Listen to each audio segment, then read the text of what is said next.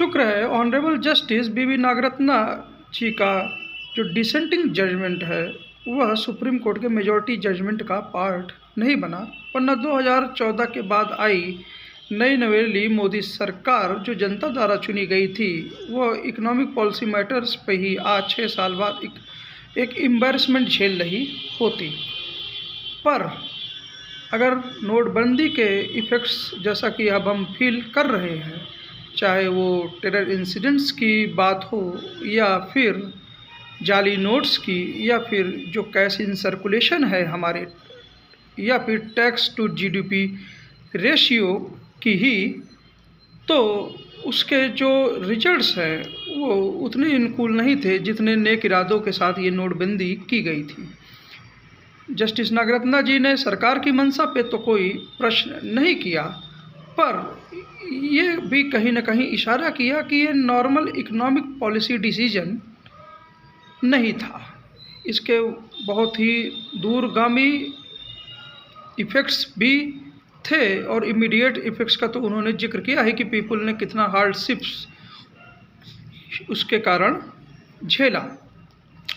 तो इस तरह के स्ट्रेटजिक डिसीजंस और जिसके और भी दूसरे बहुत तरह के वेरियस रेमिफिकेशंस हो सकते हैं, तो अगर इस जजमेंट को, इस डिसेंटिंग जजमेंट को सरकार पॉजिटिव नोट में देखे तो ये एक नसीहत का काम करती है। एक सूर्य के तरह ये जजमेंट है। अगर इसको प्रकाश को सरकार पढ़ लेती उस समय, तो जो अनऑर्गेनाइज सेक्टर बुरी तरह अस्तबा हुआ है, जो सिकुड़ गया है और जो एक बुलवर्क की तरह काम करता है किसी भी बाहरी मंदी या शॉक के लिए जो एक्सटर्नल वर्ल्ड लेवल पे आते हैं, और शायद इसी ऑर्गेनाइज सेक्टर का रोल था, अनऑर्गेनाइज सेक्टर का, इनफॉर्मल सेक्टर का, कि इसने 2007-8 की जो मंदी थी उससे भारत को एक बुलवर्क, एक तरह का प्रोटेक्शन भी दिया।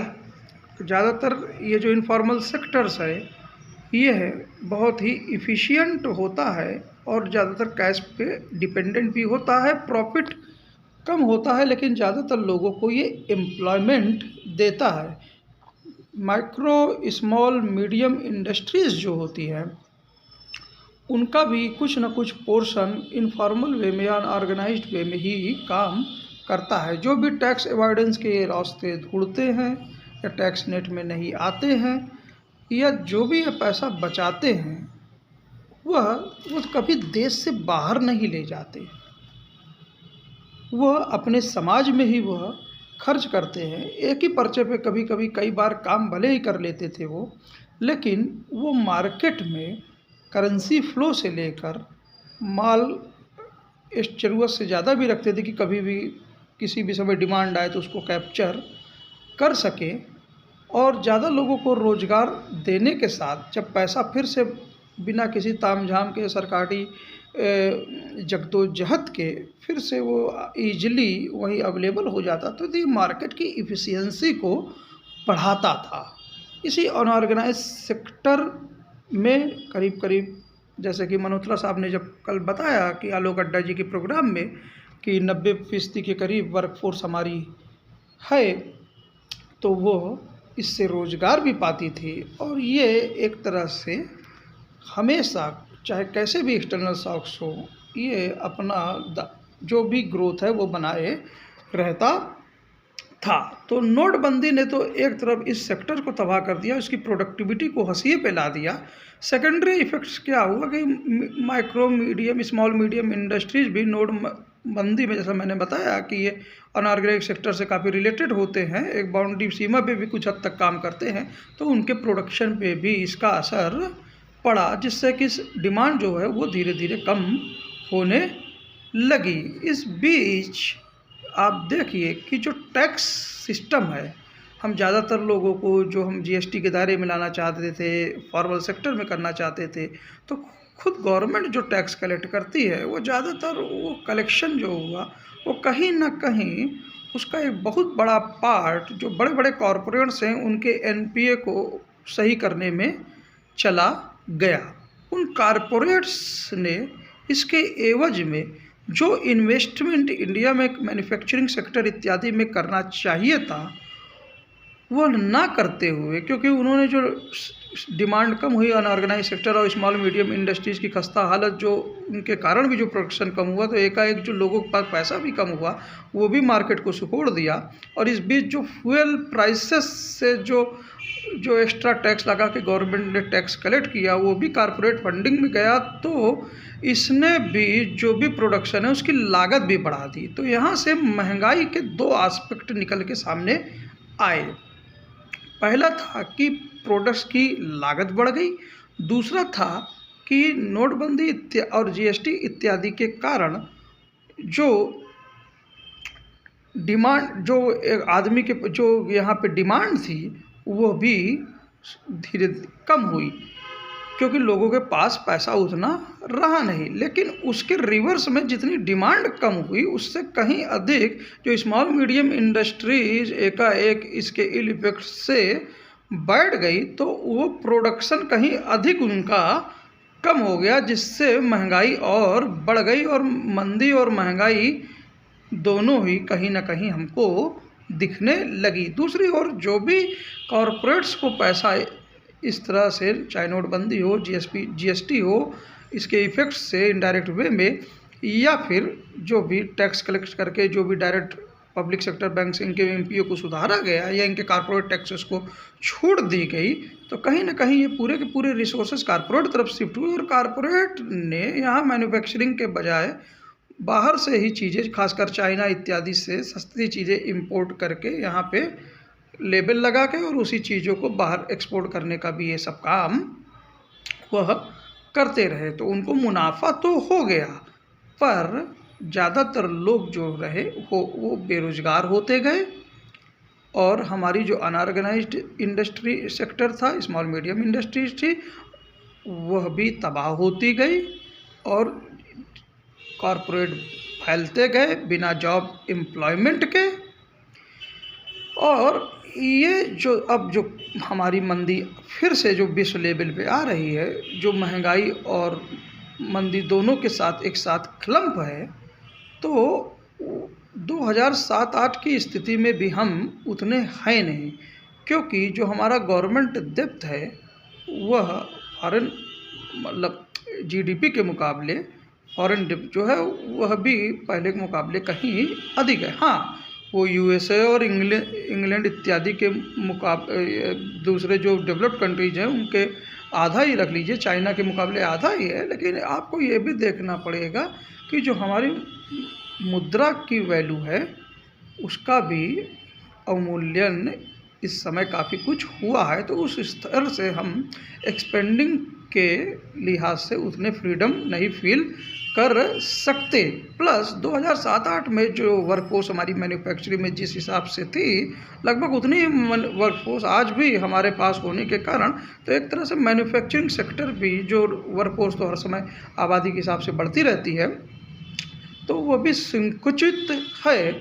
और हम जब बहुत जो हमारा ट्रेड ऑफ बैलेंस है वो चाइना पे और विदेश पे निर्भर है, तो वो अनबैलेंस्ड भी है। तो ऐसा नहीं है कि मंदी की स्थिति में हमको विदेश से सस्ता माल मिल जाने की उम्मीद है, क्योंकि वहाँ इन्फ्लेशन और मंदी दोनों हुई साथ साथ चल रही हैं। और जो भी चीज़ें हमको मिलेंगी वो सस्ते मिलने की उम्मीद नहीं है, प्लस हमको पेमेंट उसका करना ही पड़ेगा। और जैसे जैसे बाहर इंटरेस्ट रेट और भी बढ़ेंगे, जिस हिसाब से महंगाई का इफेक्ट वहाँ बढ़ रहा है, तो जो कॉरपोरेट पे प्रेशर होगा मुद्रा के हमारे अवमूल्यन के कारण, वो भी धीरे धीरे बढ़ता जाएगा।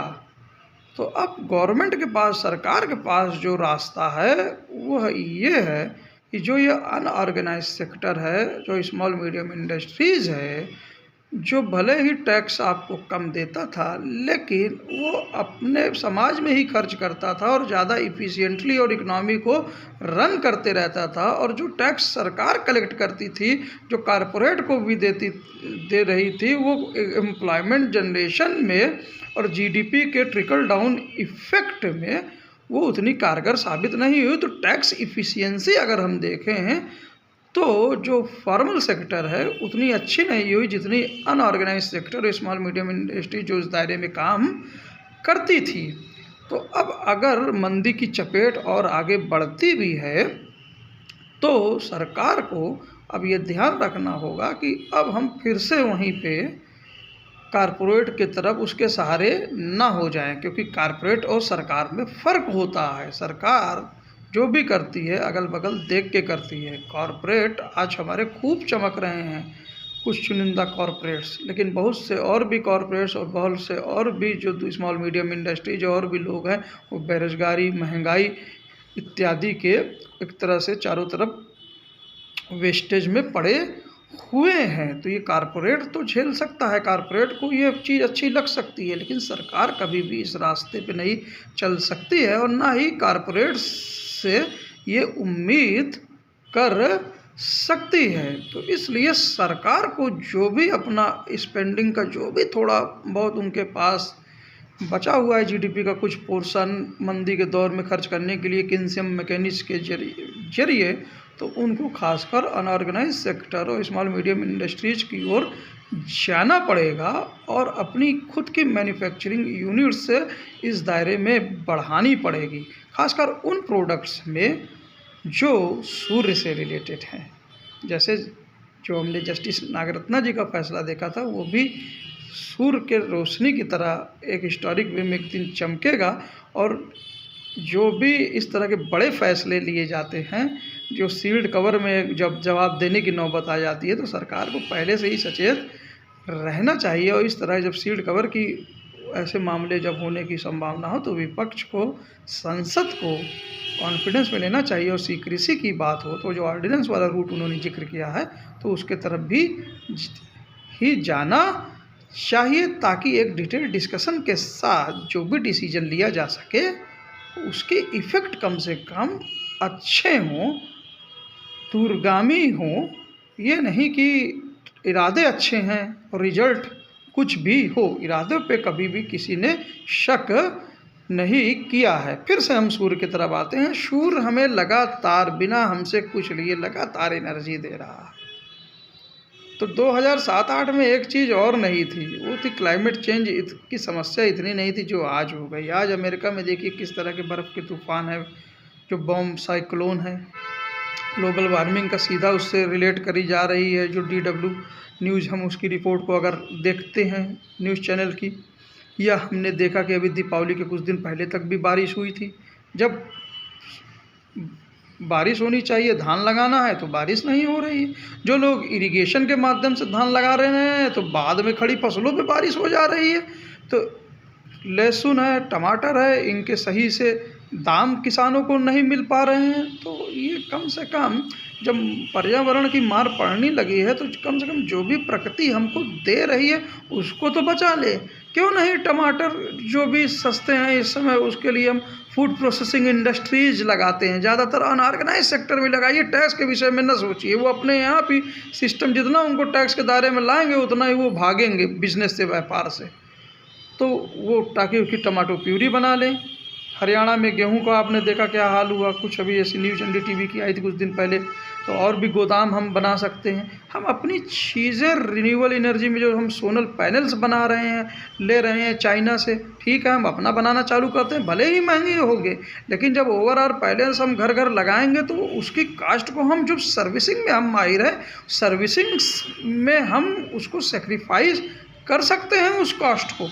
तो जो जो रिन्यूएबल एनर्जी, सोलर पैनल्स, ये सब हम बाहर से ले रहे हैं, ये अपने देश में बनाए, थोड़ा महंगे मैन्युफैक्चरिंग पड़ेंगे तो उसको सर्विस सेक्टर में कॉस्ट घटा के उसको हम पूरा कर सकते हैं। तो सूर्य से रिलेटेड जितने भी काम है, रिन्यूएबल एनर्जी से रिलेटेड जितने भी काम है, जो एक बार करने पे हमको हमेशा आउटपुट देते रहेंगे, हमको वहाँ पे इन्वेस्टमेंट करना है। खेती किसानी में जो प्रोडक्टिविटी है और भी इन्वेस्टमेंट करके फूड प्रोसेसिंग के साथ जोड़कर उसको और बढ़िया किया जाता है। क्लाइमेट चेंज, कब क्लाइमेट इधर उधर हो जाए तो मौसम के हिसाब से फसलों का डाइवर्सिफिकेशन भी किया जा सकता है। अगर हमने फूड प्रोसेसिंग का रास्ता अपनाया, अच्छे भंडारण का भी रास्ता हम अपनाते रहे, तो कम से कम जो हमको खर्च करना है उस दिशा में खर्च करिए जो ज़्यादातर लोगों को रोज़गार दे, हमारे पर्यावरण को भी बचाए, उससे डैमेज को भी कम करता रहे और रिन्यूएबल एनर्जी के तरफ हमको ले जाए। हमको सोचना पड़ेगा बहुत क्लोजली। इन्फॉर्मल सेक्टर की एक हलवाई की दुकान ही ले लीजिए, जैसे मेरे मोहल्ले में एक हलवाई की दुकान है, दिलीप पाल जी की, उनकी दुकान खुली रहती है। तो वो जलेबी है, समोसा है, वो कागज़ में ही दे देते हैं, जो बच जाता है वो कुत्ते बिल्ली जो भी हैं अपना खा पी लेते हैं। अब यही चीज़ें आप क्या बोलते हैं, फॉर्मल सेक्टर से ख़रीदने जाएंगे तो उसमें इतने ज़्यादा पैकिंग होती है कि उसका वेस्ट होता है, प्लस वो वेस्ट जब बच जाता है तो पूरी तरह बर्बाद ही हो के क्या बोलते हैं कहीं पड़ा रहता है, कुछ खाने योग्य भी नहीं रहता है। तो जो भी हमारे जो कुत्ते बिल्ली है जो इकोलॉजिकल सिस्टम बनाते हैं, ये भी सफाई करते हैं। जो भी हम हर जगह देख रहे हैं कि नालों में पाइप डाल दे रहे हैं। अरे पाइप डाल दे रहे हैं तो जो भी गैस है और जो भी बीओडी की डिमांड है उतनी ही बनी रहेगी, उसकी उतनी ही प्रोसेसिंग करनी पड़ेगी, उतने ही सीवर खतरनाक हो जाएंगे। तो बहुत जगह खुले सीवर, खुले नालों की भी आवश्यकता है, जो कि मात्र पत्थर से ही ढके रहें, थोड़े थोड़े गैप के साथ ही रहें, ताकि जो उनकी बायोकेमिकल ऑक्सीजन डिमांड है वो भी कम होती रहे और साथ में जो उनका नेचुरल जो गैसिंग है इत्यादि है वो सब भी पास होते रहे, ताकि हेल्थ का हैजार्ड ना हो। तो हमको जो इकोनॉमिक सॉल्यूशंस अब ढूंढने हैं वो इकोलॉजिकल वे में ढूंढने हैं, और सरकार को उस दिशा में अपना इन्वेस्टमेंट जो भी उसका जीडीपी के अनुसार जो भी उसकी जो अभी वो खर्च करने की कैपेसिटी में जो दुनिया हर लोग बता रहे हैं उधर ही हमको फोकस करना होगा। और फिर उधर कारपोरेट की तरह भी बड़ी बड़ी बिल्डिंग बना लिए, आप पार्लियामेंट ही मान लीजिए नया बना लिए, तो उसमें क्या है, पुरानी पार्लियामेंट में भी भाषण होता था, वहाँ फाइलों की बात होती थी, नए पार्लियामेंट में भी वही होगा। मूर्ति बना रहे हैं तो वो कोई आपको एसेट नहीं देगा। आप रिन्यूएबल एनर्जी खेती किसानी में एक बार इन्वेस्टमेंट करेंगे तो हमेशा के लिए, वो सूर्य चूँकि लगातार एनर्जी देता रहता है बिना कुछ लिए, तो लगातार एक बार आपने इन्वेस्टमेंट कर दिया तो वो हमेशा प्रोडक्टिविटी उसकी बने रहेगी। इस तरह से आपको सोचना है। पेंशन इत्यादि जो भी है अपने बुज़ुर्गों के लिए, इन सब के लिए इनको पॉजिटिव वे में सोचना है कि जो समाज अपने अगर बुज़ुर्गों के लिए, अपनी ओल्ड जनरेशन्स के लिए अगर सरकार नहीं सोचेगी और हम लाख मंदिर मस्जिद बना लें, लाख दर्शन करा लें, तो उससे क्या मतलब है। लेकिन जब आप उधर सोचेंगे तो आपको ये भी पता करना है कि हमको कितने अस्पताल चाहिए, कितनी क्या बोलते हैं उसके लिए मनी चाहिए, और भी कितने अनाज चाहिए। तो एक फोकस हमारा उस जगह भी रहेगा। तो जब रहेगा तो वहाँ से भी सरकारी सोच से भी हमको प्राइवेट ग्रोथ मिलेगी। और प्राइवेट जो सिस्टम है, प्राइवेट मार्केट कभी भी अनरेगुलेटेड वे में इफ़िशिएंटली नहीं चलता है। 2007-8 में कारपोरेट पे सरकार उतना ही मदद करती थी जितना कारपोरेट बाहर से पैसा या खुद अपने जिम्मे से कुछ लगाती थी तो उतना जोड़ती थी। अब पता लगा हमने एनपीए खूब माफ़ कर दिए, कॉर्पोरेट मजबूत हो गए, तो अब पता लगा कि वो अब इस मतलब बढ़ गए, तो अब इस मजबूती का फ़ायदा उठा के बाहर से वो खूब लोन ले रहे हैं। अब उनका ज़्यादातर बड़ा लोन जो है विदेश से और हमारे बैंकों की तुलना में कम है। लेकिन उसके एवज में हमने क्या खोया, एम्प्लॉयमेंट खोया। हमको क्या मिला, आर्थिक विषमता मिली। हमने को क्या मिला, जीडीपी ग्रोथ जो होनी चाहिए थी हर पहिए से वो नहीं हुई। तो इस तरह की चीज़ों से हमको बचना है और एक लॉन्ग टर्म व्यू लेकर इको सॉल्यूशंस इकोनॉमिक क्राइसिस के ढूंढने हैं। Thank you sir. हमको सूर्य को नमस्कार करना है। धन्यवाद सर।